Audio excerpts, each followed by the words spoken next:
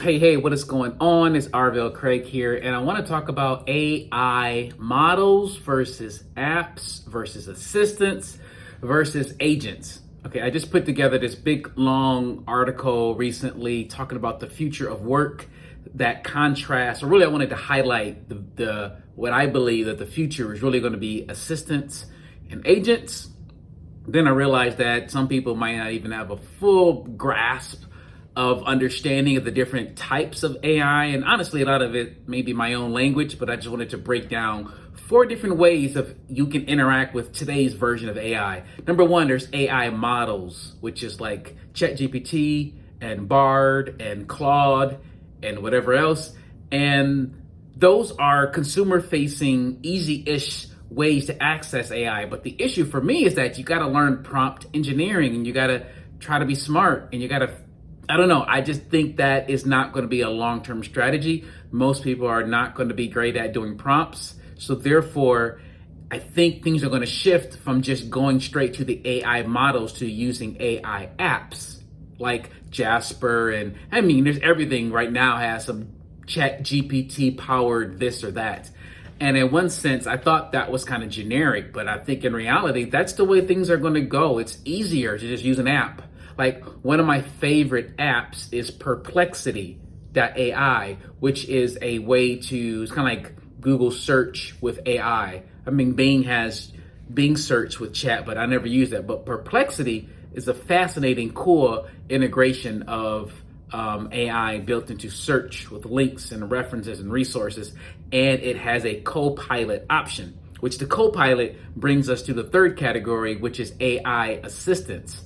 I think most, not just because an AI assistant isn't really separate from an AI app, but I think it's more about the relationship that we have a relationship with an app that is our assistant. Ideally, there's going to be some personal LLM. So the assistants of AI is not going to just be a conversational way to guide us through the way we interact with an app or we interact with stuff online.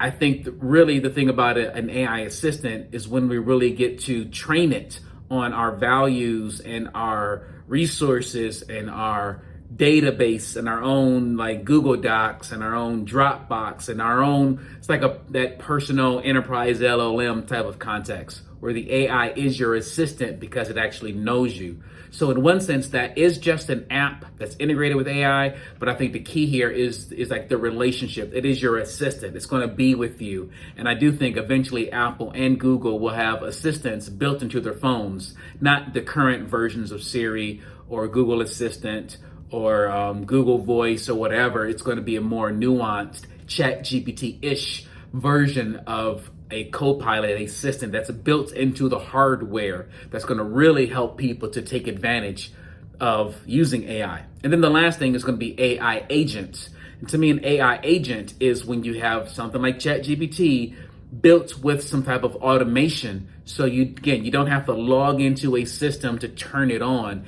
It is already smart enough to be able to make decisions, to be nuanced and recognize patterns, have conversations, do stuff for you. So it's like automation that does stuff on schedules or based upon triggers, but it's also the intelligence of a conversational AI system.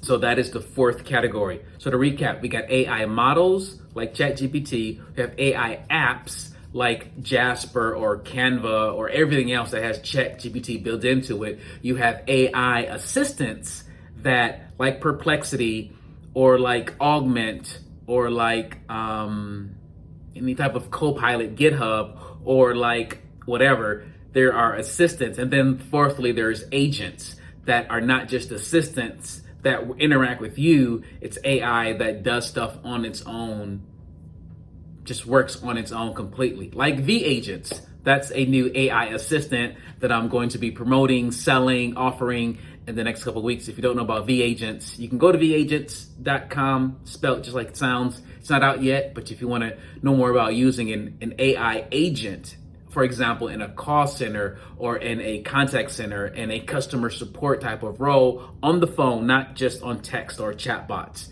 you can chat with me about that anytime.